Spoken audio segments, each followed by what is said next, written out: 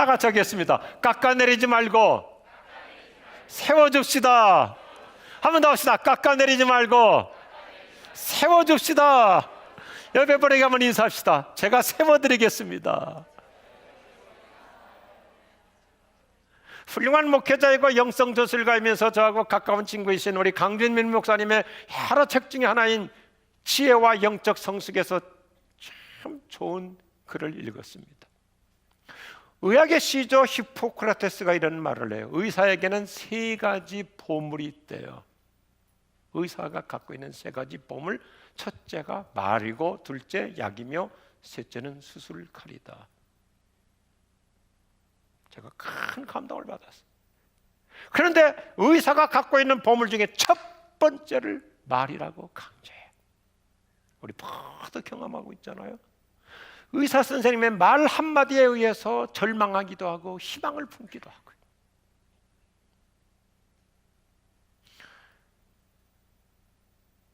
의사는 약이나 수술로 처방하고 고쳐주기 전에 말로써 이미 치료를 시작하잖아요.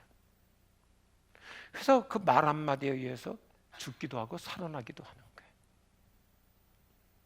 저도 병원을 자주 왕래하기 때문에 어떤 의사 선생님은 깎아내리는 말을 은연중에 환자를 무시하는 자들도 어쩌다 있어요. 근데 어떤 의사 선생님은 어떻게 지냈냐 위로해주고 격려해주고 조금만 더 잘하면 얼마든지 더 좋아질 수 있다, 회복될 수 있다, 승리할 수 있다, 희망을 심어줌으로 말로 벌써 이미 치료의 절반 이상을 이끌어가는 훌륭한 의사분들이 많이 계시잖아요.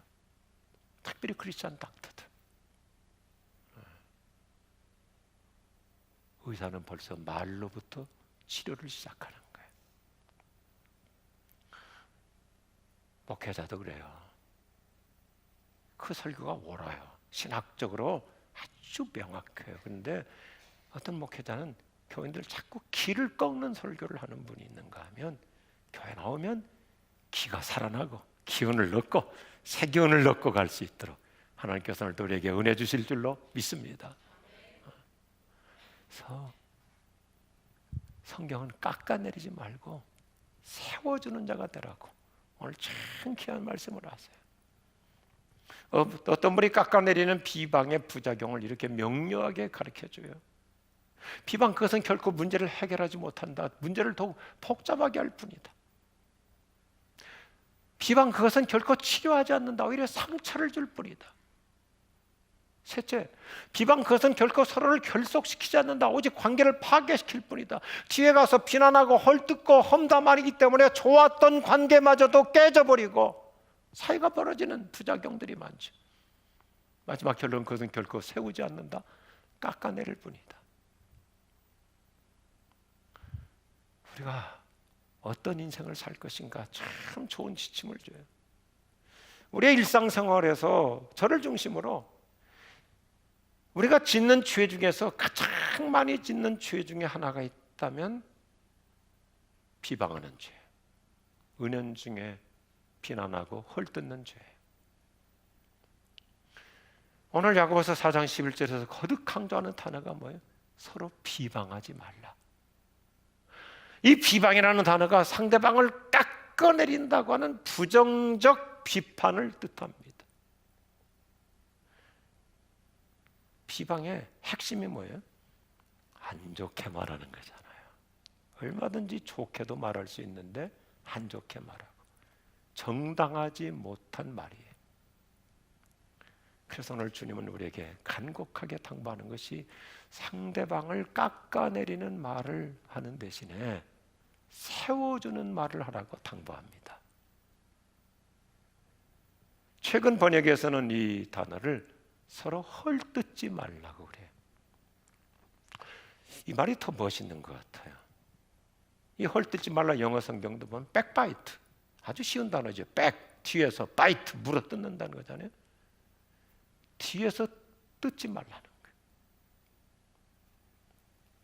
우리말로 이 헐뜯다는 단어가 참 심플한데 의미가 깊더라고요. 헐다와 뜯다, 흠집내기. 근데 우리 인생이 복잡하지 않습니다. 내가 누군가를 비난하고 헐뜯는 것은요, 그만큼 그 사람을 지금 내가 얕잡아 보고 있는 거예요. 내 마음에 숨은 교만이 있는 거예요. 그리고 우리 삶에 아주 묘한 모순이 하나 있는데, 헐뜯고 비난하는 것은 결코 혼자 하지 않아요. 꼭 함께 해요. 같이 즐겨요. 합세하는 자가 있어요. 그래서 사람 하나 바보 만들고 공격하는 거 아주 너무 쉬워요.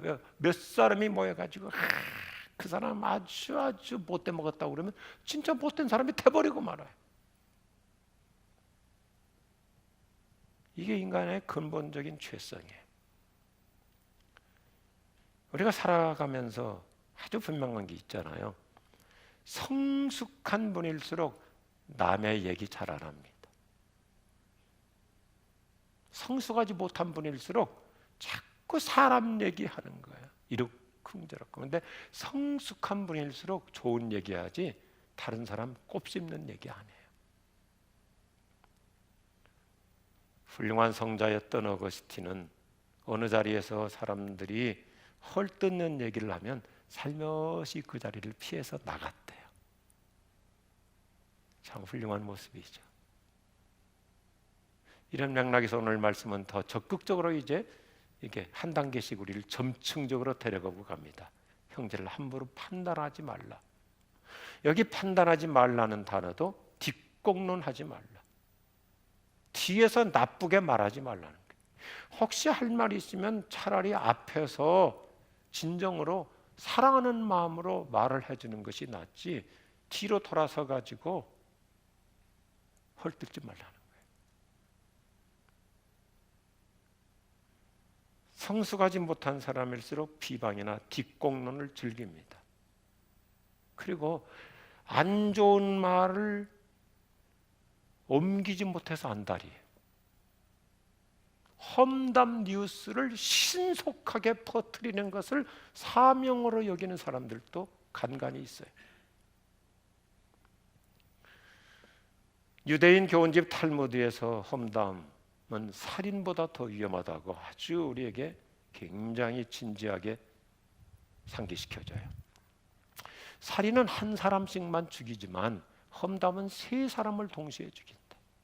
험담을 퍼뜨리는 사람 자신, 그것을 반대하지 않고 동조하면서 맞장구 치며 듣고 있는 그 사람도 영이 죽어져가요. 그리고 화제가 되어 있는 엉뚱한 사람을 죽여요. 저를 좀 보시겠어요? 험담할 때 어떤 누군가를 가리키죠. 그리고 옆에 사람도 합세해서 가리켜요. 그런데 이 사실을 알아야 돼요. 세 손가락은 나를 향하고 있어요. 험담은 서로 죽는 거예요. 그리고 자기는 더 영적으로, 심리적으로, 인격적으로 병들어가는 거예요. 우리 주변에 참 훌륭한 좋은 책들도 많잖아요. 우리 지구촌교회에서는 목자반 리더십 공부할 때 필독스로 이끄는 핸드릭스의 그 제목부터가 멋있어요. 이 세상에서 가장 훌륭한 사람이 누구냐면 사람을 세우는 사람. 사람을 세우는 사람. 얼마나 멋있어요. 제가 이번에 미국에 선교대에 가서 그 시간을 활용해서 그동안 2년 동안 만나지 못했던 많은 분들을 만났어요. 참 좋은 미팅들을 하고 교제를 하고 또 선교대에 참 은혜로운 시간이었는데, 특별히 우리 강전민 목사님 같은 분 참 사람을 잘 세워줘. 그렇게 세워주고, 선교대를 했던 미주 한인교회에서 가장 대표적인 훌륭한 교회 은혜 한인교회 한경 목사님, 얼마나 저를 세워주시고 이렇게 세우는 그 훌륭한 영적 리더십을 갖고 계세요. 과분하리만큼 세워주는 거예요. 오늘 성경 우리가 성숙한 신자로서 왜 비방과 험담을 하지 않아야 되고 어떻게 사는 것이 좋은가, 큰 원리를 가르쳐요. 성경은 그냥 단순히 어떤 도덕 강론 책이 아니에요. 우리에게 멋있는 그림을 그려줘요. 첫 번째 메시지죠. 같이 하겠습니다. 우리는 서로 사랑해야 할 형제와 자매입니다. 오늘 말씀을 보면 우리에게 단순히 그저 너 비난하지 마, 험담하는 자가 되지 마, 이런 1차원적 메시지보다도 중요한 큰 컨셉을 정리해주고 있는데, 형제라는 말을 3번이나 반복해요. 우리는 하나님 아버지를 섬기는 형제와 자매들이라는 거예요. 더군다나 우리는 예수 그리스도 안에서 한 피바다 한 몸이는 함께 구원받은 서로 사랑해야 될 한 형제와 한 자매예요. 이게 교회예요. 저 여러분은 얼마나 소중한 사람들이에요. 형제자매. 그래서 목회자는 교회 모든 걸 할 때 목회 철학이 담겨 있잖아요. 우리 교회들이 보통 다 남전도회, 여전도회, 남선교, 여선교, 그런데 저는 우리 지구촌교를 개척하면서부터 용어를, 그 당시 벌써 30몇 년 전이니까 그 당시는 생소한 용어였어요. 형제선교회, 자매선교회. 우리는 예수님의 한 피바다 한 몸이는 한 가족이라 이거예요. 여러분, 한 식구라는 게 뭡니까? 가족이라는 게 뭐예요? 우리 서로 다를 수 있어요. 형하고 나하고 달라요. 동생하고 달라요. 누나하고 언니하고 동생하고 서로 다를 수 있어요. 그런데 우리는 절대 틀리다고 얘기 안 해요. 형하고 나하고 다르다고 해서 흠집 내지 않아요. 그냥 인정하는 거죠. 서로 기질이 다르고 한 엄마 뱃속에서 태어났어도 다르다. 그런데 그거 가지고 돌아다니면서 누나를 꼽씹고 형을 어디 가서 험담하고 그러지 않아요. 왜요? 한 식구, 한 가족이니까. 오늘 그 말씀이에요. 형제 자매, 서로 사랑해야 될 형제 자매라면 서로 품고 살잖아요. 누가 어디 가서 예를 들어서 우리 형을 누가 비난한다, 그러면 가만히 있겠어요? 내가 감싸죠. 아이, 당신이 뭘 안다고, 내가 더 잘 알지. 우리 누나가 어떤 사람인데. 식구들은 서로 더 감싸잖아요. 오늘 성경은 참 명료해요. 비방하거나 헐뜯지 말아야 될 이유, 제가 이렇게 좀 심플하게 아주 다이제스트를 해봅니다. 첫째는 우리 자신도 같은 실수를 해요. 인간은 다 별 수 없는 존재. 저의 스승이신 손봉호 박사님께서 그분의 여러 책 중에 아주 좋은 책이 있어요. 별 수 없는 인간. 어떻게 보면 사람의 허점, 실수, 약점 다 50보 100보예요. 거기서 거기에요. 나 자신부터 같은 실수를 반복하잖아요. 그래서 원칙적으로 다른 사람을 내가 비방할 자격이 없어요. 나도 허물투성이잖아요. 두 번째, 남의 단점보다 자신의 결점을 잘 못 봐요. 참 인간의 묘한 점이 있어요. 예수님 말씀 그대로 다른 사람의 눈에 있는 티끌은 찾아내면서 내 눈에 있는 들보는 안 보이는 그 모순 속에 우리가 때때로 자가당착 속에 사는 거잖아요. 그래서 그 히랍의 철학자 탈레스가 이렇게 참 좋은 말을, 이 세상에서 가장 힘든 일은 자기 자신을 아는 것이고 이 세상에서 가장 쉬운 일은 타인에게 충고하는 거다. 잘 보세요. 이 세상에서 제일 힘든 게 뭐예요? 나를 아는 거예요.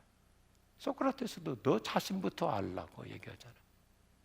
그리고 저부터 시작해서 얼마나 모순인지 다른 사람에게는 이래라 저래라 충고를 잘하잖아요.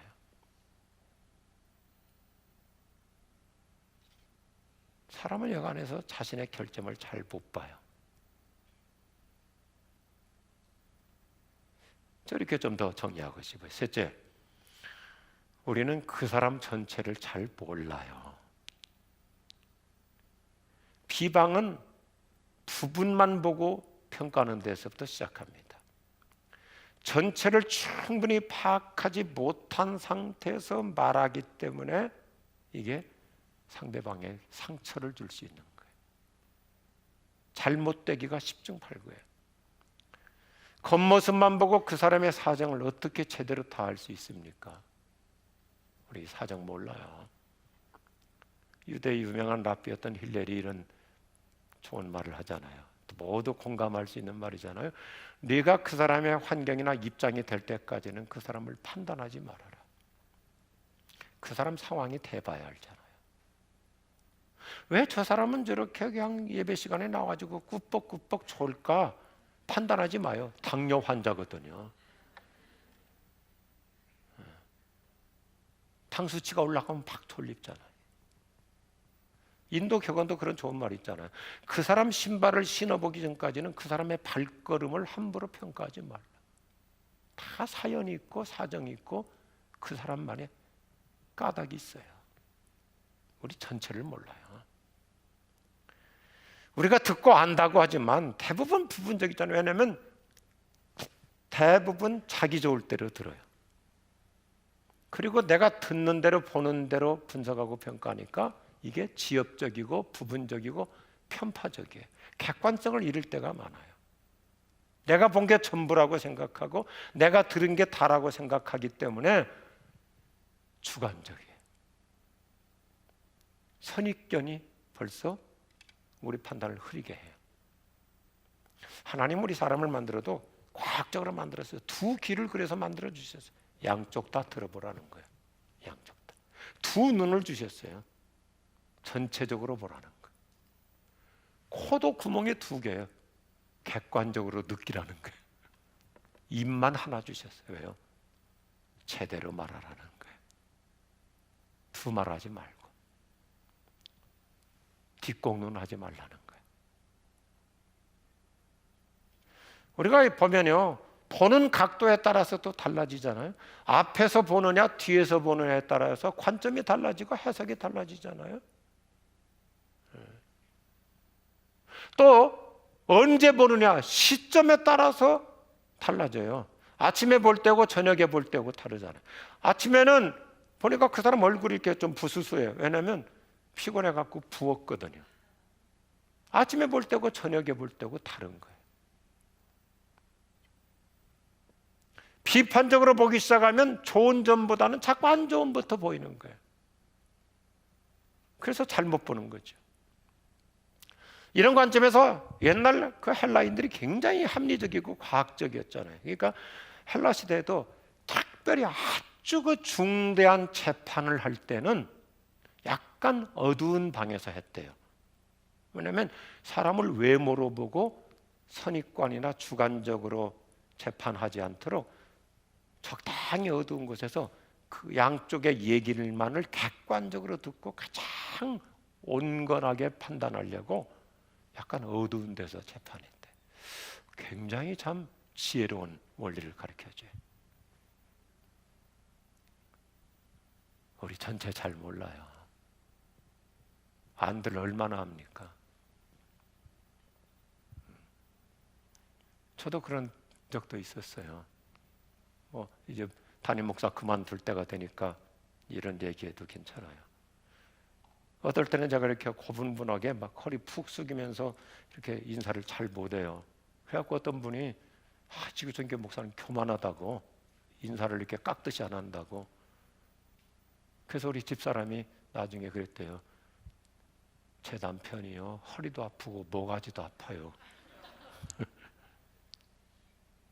제가 또 책에서 읽고 참 가슴이 울컥한 적이 있었어요. 어떤 남자분이 젊은 형제인데 어린 애들 둘을 데리고 뉴욕에서 전철을 탔어요. 뉴욕 전철이 복잡하거든요. 사람이 많아요. 그 남자분이 앉아갖고 고개 푹 숙이고 있는데 애들이 뭘 알아요. 그 어린 애들이니까 막 장난치고 떠들고 그러니까 옆에 있는 사람이 막 이분에게 선생님 애들 저렇게 장난치고 막 시끄럽게 하는데 좀 애들 좀 통솔 좀 잘하세요. 그랬더니 이 젊은 형제가 정신 퍼뜩 차리고는 그 옆에 분에게 말했어요. 죄송합니다. 제가 방금 전 병원에서 1시간 전에 제 아내가 죽어서 장례 치르고 오다 보니까 아무 생각이 안 들어서 애들을 관리하지 못했습니다. 죄송합니다. 우리 남의 사정 잘 몰라요. 그러니까 너무 우리가 함부로 속단하지 말라는 거예요. 오늘 야고보서의 본질이 뭐예요? 우리는 누구예요? 서로 사랑해야 될 형제 자매입니다. 아멘이신가요? 우리는 서로 세워주며 살아야 될 인생 통제예요. 저 여러분이 살아보면서 세워주는 것도 이게 만만치 않은데 깎아내리며 산다는 것은 내 인생 얼마나 참 처량하게 사는 거잖아요. 내가 살면서 수없이 많은 사람들을 내가 험담하고 완전히 그냥 뭉개버렸어. 그건 자랑거리가 아니잖아요. 비방이라는 말이 이게 무서운 말입니다. 앞에 보시겠어요? 비방이라는 말이 원래 마귀 디아볼로스라는 뜻인데, 이 디아라는 말은 통과한다는 말이고 볼로스는 미세먼지예요. 사람이 비판적이 되면요, 미세먼지같이 작은 것도 쪼개가지고 아주 더 크리틱해지는 거예요. 냉엄해지는 거예요. 사탄의 주특기가 이간질이잖아요. 사탄이라는 히브리어 말도 동사가 뭐예요? 사타나. 근데 사타나라는 말은 이게 사이를 갈라놓는다는 뜻이에요. 저부터 시작해서 조심해야 될 게 있어요. 누군가를 내가 지금 비난하는 말을 하고 있다면 사탄에게 내 입을 빌려준 거예요. 사탄에게 내가 지금 이용당하고 있는 거예요.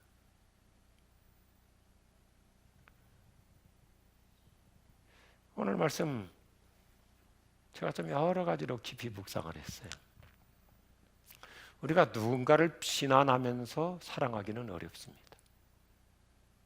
한번 진지하게 생각해 보십시다. 내가 누구를 지금 진짜 사랑하는데 헐뜯을 수 있어요?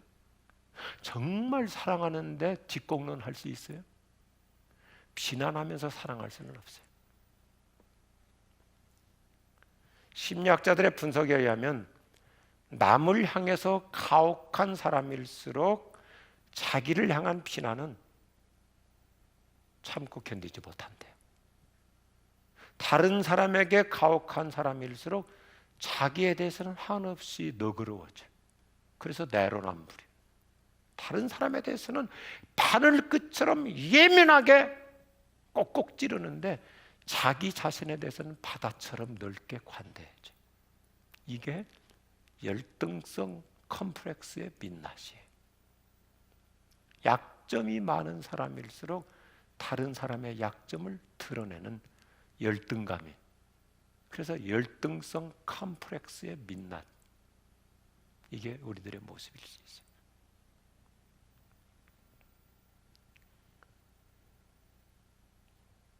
어떻게 보면요, 나 자신의 부족한 것을 정당화시키려고 은연중에 다른 사람을 깎아내리기도 해요.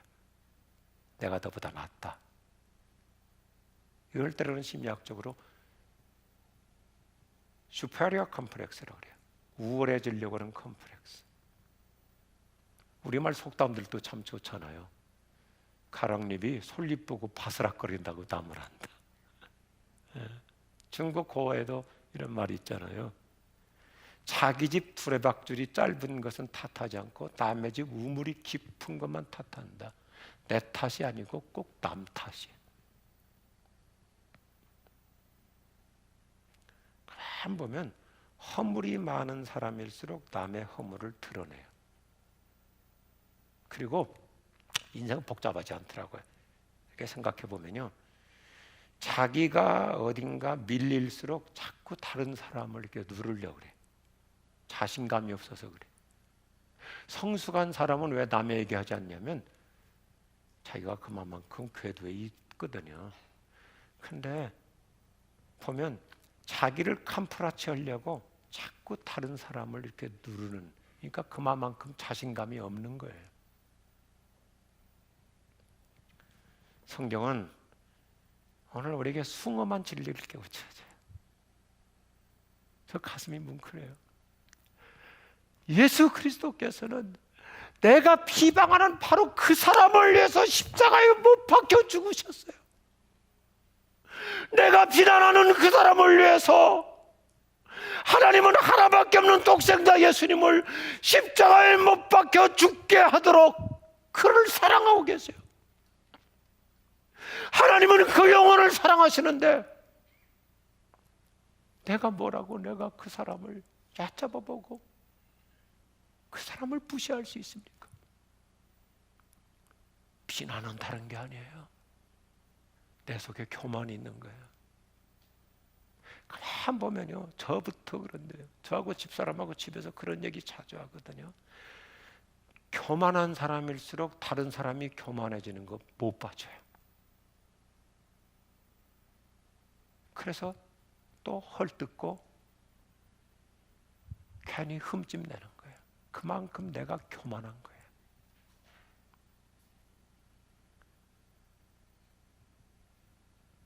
예수님의 제자 중에서 실수와 허물이 가장 많았던 베드로, 뭐 기록상으로 그런 거죠. 그런데 예수님은 늘 베드로를 품어주시잖아요. 다 안아주시고 사랑으로 덮어주시고. 그래서 베드로는 치유받고 나중에 모든 성도들에게 이렇게 당부하잖아요. 무엇보다도 먼저 서로 뜨겁게 사랑하십시오. 따라합시다. 사랑은 허다한 죄를 덮어줍니다. 베드로는 형이상학적인 얘기를 하고 있는 게 아니라 우리 사랑하면 덮어줄 수 있다. 가려줄 수 있다. 사랑하면 방패막이가 되어주죠. 집사님, 그분 몰라서 그러지 내가 또 알거든요. 감싸주잖아요. 사랑하면 내가 방패막이가 되어주는 거예요. 우리 깎아내리는 인생이 아니라 세워주는 승리자로 살아갈 수 있기를 축복합니다. 이 시대는 세워주는 사람이 필요해요. 사랑하면 누구든지 세워져요. 철학자 플라톤이 기가 막힌 말을 하더라고요. 따라합시다. 사랑하면 누구나 시인이 된다. 사랑하면 시인이 돼요. 여유가 생기잖아요. 옆에 분에게 한번 격려하십시다. 시인이시군요. 오늘 가슴에 간직하면 좋겠어요. 사랑하면 시인이 돼요. 사랑하는 주님 앞에 형제자매 한자리에 한 피바다 한 몸 이룬 형제여 친구들이여. 저 사진의 모습처럼요 한 몸같이 친밀하고 마음으로 하나 되어 우리 모두 형제 자매 진정으로 사랑하세. 아멘 하십시다. 우리는 서로 사랑해야 할 사람들이에요.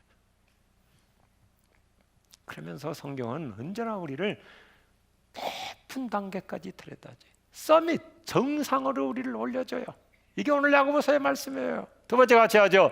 하나님께서 모든 것을 판단하십니다.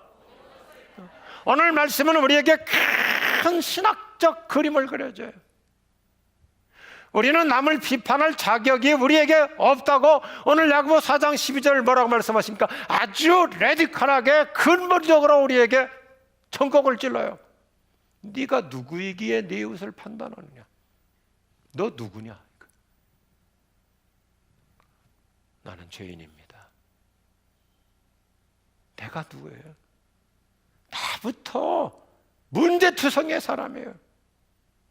그 사람이 결점이 많은 게 아니라 성경 뭐라면 너부터 얼마나 결점이 많은 자이냐. 그러니까 그렇게 쉽게 함부로 판단하거나 저울질 하지 말라는 겁니다.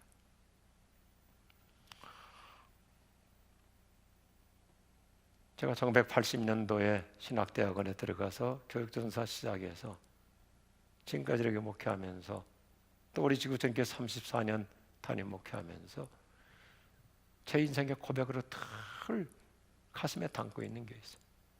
자격 미달. 자격 미달이에요. 뭘 자격을 갖추어서 하는 게 아니에요. 오직 은혜로 할 뿐입니다. 하나님이 덮어주시니까. 성경 말씀 보면 허물은 사하시고 죄는 가려주신다. 저는 그 단어가 너무너무 좋아요. 작은 허물들은 용서해 주시고 큰 죄들은 덮어주시는 하나님이세요. 자격 미달이에요. 그래서 오늘 성경은 우리가 누군가를 자꾸 이렇게 판단하고 정죄하는 것은 하나님의 권리를 침범하는 것이다. 월권 행위라고 우리에게 각성시켜줘. 월권이에요. 야고보서의 주제가 뭐예요? 성숙한 영성의 사람은 하나님의 주권을 인정하며 사는 자. 우리 개혁주의나 칼빈주의에서 가장 강조하는 것이 뭐냐면 하나님의 주권 사상이에요. 내가 결정권자가 아니에요. 하나님 그분이 알아서 판단해 주실 줄로 믿습니다. 그래서 여유로운 마음을 가지고 살아야 돼요. 하나님이 알아서 하실 일이에요. 오늘 성경은 무섭게 말해요. 정말 그 사람이 근본적으로 잘못됐다면 하나님이 죽이실 수도 있다. 죽이기도 하시고 살리시기도 하시는 분은 하나님이시다 그랬어요. 그건 하나님의 주권에 달려있는 거예요. 결정권자는 내가 아니에요. 그래서 하나님께 맡기라 그랬어요. 이게 성숙한 신앙. 예수님은 아주 쉽게 말씀하시잖아요. 비판하는 자가 비판을 받고 정죄하는 자가 정죄를 당한다. 저울질하는 만큼 결국 나도 저울질의 대상이 돼요. 그런데 성경은 참 희망의 복음이죠. 희망의 메시지잖아요. 칭찬하는 자는 칭찬을 받아요. 세워주는 자가 세움을 받아요. 할렐루야. 성경은 심은 대로 거둔다 그랬어요. 오늘 말씀 저는 뭐든지 이렇게 심플하게 정리하는 걸 좋아하기 때문에 우리 그냥 간단하게 엑기스로 보따리를 쌀 수 있습니다. 첫째, 우리가 남에 대해 사용하는 척도가 남이 우리에게 대한 사용하는 척도가 돼요. 내가 남에게 하는 것이 결국 남이 나한테 그 척도대로 행하죠. 둘째, 우리가 남에 대해서 사용하는 척도가 하나님이 우리에게 대해 사용하시는 척도가 돼요. 이거 오늘 야고보서의 결론이 놀라운 말씀이에요. 내가 정한 척도가 하나님이 나를 향한 척도로 나를 판단하시는 거예요. 그래서 예수님이 레드클하게 말씀하시잖아요. 제가 여러 번 말씀드렸잖아요. 야고보는 예수님의 동생이기 때문에 예수님의 말씀을 잘 풀어가지고 총정리해 주는 거예요. 예수님 뭐라고 말씀하세요? 비판받지 않으려면 비판하지 말라. 얼마나 실제적이고 얼마나 실리적인 말씀이에요. 제가 좀 어리석게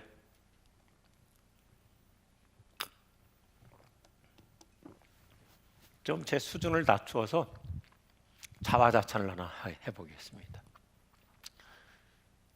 제가 부목사 시절에 옛날 어르신 목사님들은 무서웠어요. 근엄하고 무서웠었잖아요. 혼나기도 많이 했고요. 그런데 제가 목사님 모시고 저는 일찍부터 운전을 했기 때문에 목사님 모시고 많은 것을 이렇게 모셔다 드리고 다녔어요. 그 어르신 목사님을 제가 단 한 번도 내 입으로 부정적인 얘기, 비판적인 얘기 한 적이 없어요. 그렇게 혼나고도 억울한 적도 있었지만 한 번도 목사님에 대해서 안 좋게 말한 적이 없어요. 근데 그걸 어른들이 아시더라고요. 그래서 우리 목사님 모시고 어디 모임에 가면 다 어른 목사님이시는데 그렇게 저를 칭찬해 주신 거예요. 뭐라고 하냐면 어르신 목사님 장경재 목사님이신데 장 목사님이 자네 참 칭찬 많이 하네. 사람이 자기한테 그대로 돌아오더라고요. 유대인의 격언이에요. 멋있어요. 자기 이웃을 좋게 판단하는 자는 하나님께로부터 좋게 판단을 받을 것입니다. 제가 이 야고보서 미리 설교를 많이 준비하고 갔거든요. 그러면서 고린도전서 4장 5절 말씀을 묵상하면서 가는데 너무 좋았어요. 그거 오면서도 묵상했어요. 보세요. 그러므로 여러분은 때가 되기 전 곧 주께서 오실 때까지는 아무것도 판단하지 마십시오. 주께서는 어둠 속에 숨겨져 있는 것들을 밝히시고 마음의 동기를 드러낼 것입니다. 그때 하나님께서 각 사람을 칭찬하실 것입니다. 아멘. 하나님이 각 사람을 칭찬하실 것입니다. 이 말씀 자세히 잘 보세요. 언제가 하나님이요 우리의 생각 다 드러내시고 우리 마음속의 동기까지도 다 백일천하에 드러내실 날이 있어요. 너 그때 마음에도 없는 말 완전히 이중적으로 완전히 아부하고 아첨하고 그리고 뒤로 돌아서서는 완전히 뒷공론 했었잖아. 마음의 동기를 드러내시는 날이 있는데 그때 하나님께서 각 사람을 칭찬하시는 주인공들이 될 수 있기를 축복합니다. 얼마나 기분 좋은 말씀이에요. 이 세상에서 누가 가장 훌륭한 사람이라고요? 사람을 세우는 사람. 사람을 세우는 사람. 그 사람을 하나님께서는 칭찬해 주실 줄로 믿습니다. 바로 그 주인공 우리 모두가 될 수 있기를 축복합니다. 기도하십시다.